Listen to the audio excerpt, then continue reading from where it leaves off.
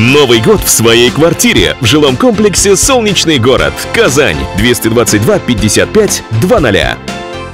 Слово вам, нашим коллегам, у кого есть вопросы к нашему гостю. Пока гостей нет, они будут завтра. Сегодня же идут последние приготовления организаторов медиацентра. Чек всех камер, звука и экранов. Все в порядке. Но, как это бывает, небольшое волнение присутствует. Я волнуюсь, на самом деле, потому что это нормальная человеческая реакция, потому что с утра до вечера в режиме нон-стоп организовать работу пресс-службы, пресс-центра, извините, и вести разговор, диалог, это, конечно, непросто. Работы будет много. Сюда аккредитованные 138 журналистов. Для трансляции передвижная телевизионная станция, 7 камер, профессиональный свет. Отдельные позиции для телевизионных репортеров. Для удобства и оперативности работы в пресс-центре установлено 40 вот таких компьютеров. Именно отсюда из пресс-центра будет исходить самая достоверная и важная информация о ходе голосования в республике.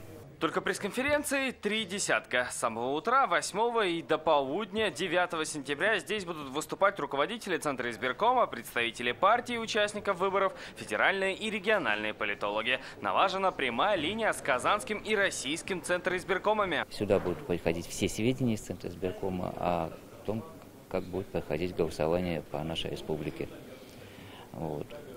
Также намечается еще одно включение из Московского Центра избиркома. Весь день с медиацентра выборов наша служба новостей будет вести прямые включения. Выпуски новостей стартуют в 7 утра. Салават Ухмадуллин, Андерсон Тальцев, ТНВ, Казань.